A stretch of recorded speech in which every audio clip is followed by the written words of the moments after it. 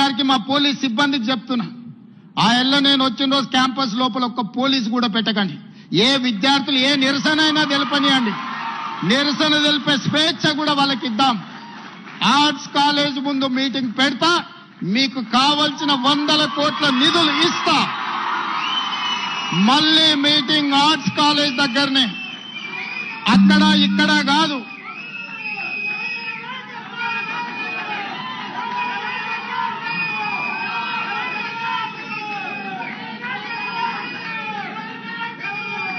Arts కాలేజ్కి వచ్చిన రోజు డీజీపీ గారికి సిటీ కమిషనర్ గారికి నేను ఆదేశాలు ఇస్తున్నా, ఒక్క పోలీస్ కూడా క్యాంపస్ లోపల ఉండొద్దు, నేను వస్తా.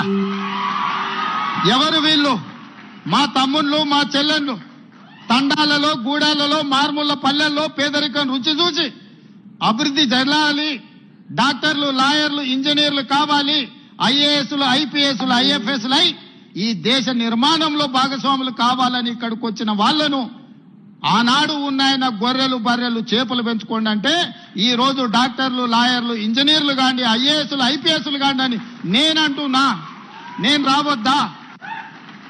ఎందుకు రావద్దు? గొర్రెలు బర్రెలు చేపలు పెంచుకునేటోనికి నేను రావద్దని కోరుకుండొచ్చు, కానీ డాక్టర్లు లాయర్లు ఇంజనీర్లు ఐఏఎస్లు ఐపీఎస్లు అయ్యే విద్యార్థులకు నేను రావద్దు.